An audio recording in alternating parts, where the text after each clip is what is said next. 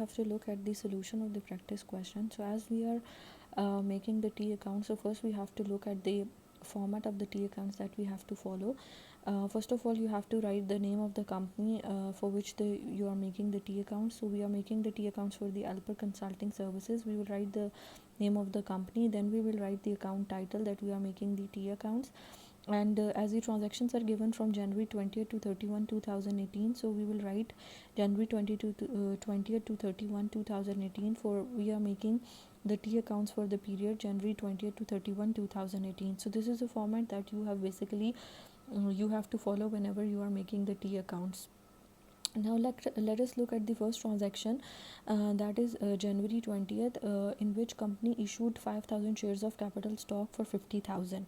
So as the company is issuing 5,000 shares of capital stock for 50,000, it means that whenever a company is issuing shares into the market, the company is basically generating the cash through the company is basically generating the cash through those shares they are being issuing into the market. So our cash is coming into the business. So here we will basically make two types of T accounts. The one will be we will make for the cash, and the other T account we will make for the capital stock. So as the cash is our asset and we are generating the cash through the sale of the capital stock, so cash will be increased. So any increase in our asset will always be debit. So we will write 50,000 in the cash on the debit side of the T accounts, and on the other side we will write capital stock.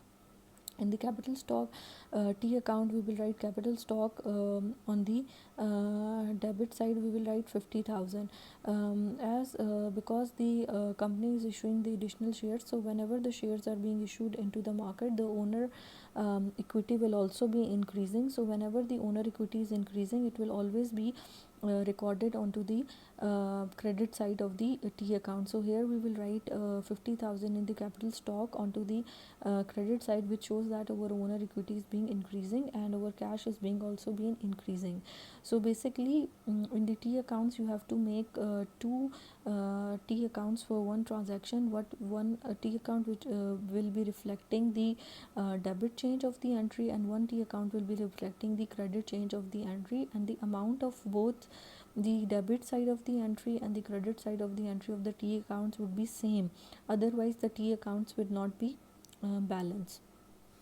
Now we will look at the second example of the T accounts. In the second example of the T accounts, the company has purchased the office equipment for 15,000 cash. Now here again the office equipment is our asset, and company is purchasing that office equipment with cash, and cash is our asset. So here one of the asset is being increasing and one of the asset is being decreasing. So any increase in the asset will be on the debit side. So office equipment we are purchasing, it will this asset is being increasing. So we will make one T account for the office equipment, and for the office equipment we will write the office equipment on the debit side, because any increase in the asset is recorded on the debit side, and here our office equipment is being increasing. So we will write 15,000 on the debit side, and as we are purchasing that office equipment with cash, so our cash is being decreasing, and any decrease in the asset is recorded on the credit side. So we will write 15,000 of 15,000 the cash account on the credit side. On January 26th, the company performed the consulting services and billed clients 2,000. The entire amount will not be collected until February. Here, the company has performed the consulting services. By consulting services, we means that company has basically earned the company has basically earned the revenue by providing the company has basically earned the revenue by providing the company has basically earned the revenue by providing the services. So here the company has billed the clients and billed the client through performing of the services, and the entire amount will have to be collected in the after the month of February. Until February you are not collecting the amount. So here one T account will be related to the consulting revenue or for the consulting services, and other T accounts will be related to the accounts receivable. So as the amount is not being collected yet, the amount has to be collected.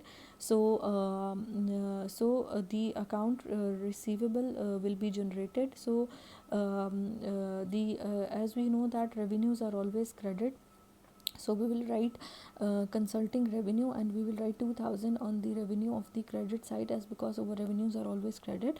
And on the other side, as account receivables are being over asset, and we have billed the client, and we will receive that amount.